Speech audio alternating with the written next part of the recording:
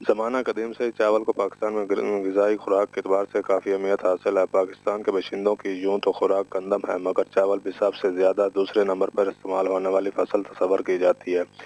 دنیا میں پاکستان چاول برآمد کرنے والے اہم ممالک میں شامل ہے۔ ملک بھر کی طرح 18 زاری اور اس کے گرد و نواح میں بھی چاول کی فصل پک کر تیار ہو چکی ہے اور اس کی کٹائی کا مرحلہ شروع ہو چکا ہے۔ ماہ مئی کے آخر سے لے کر 30 جون تک کاشت کی جانے والی دھان کی فصل ماہ اکتوبر کے آخر میں پک کر تیار ہو جاتی ہے، جسے کاٹ کر رائس ملوں میں چاول تیار کرنے کے لیے استعمال کیا جاتا ہے۔ دھان کی کٹائی کرنے والے مزدوروں کا کہنا ہے ساڈی 11 بندے دی لیبر ہے، اسی 10 سال تو یہ کام کر رہے ہیں، دان ہی لیندے نہیں ہاں، اسی کٹائی بھی کرنے ہاں، اسی حق حلال دی مزدوری کرنے ہاں۔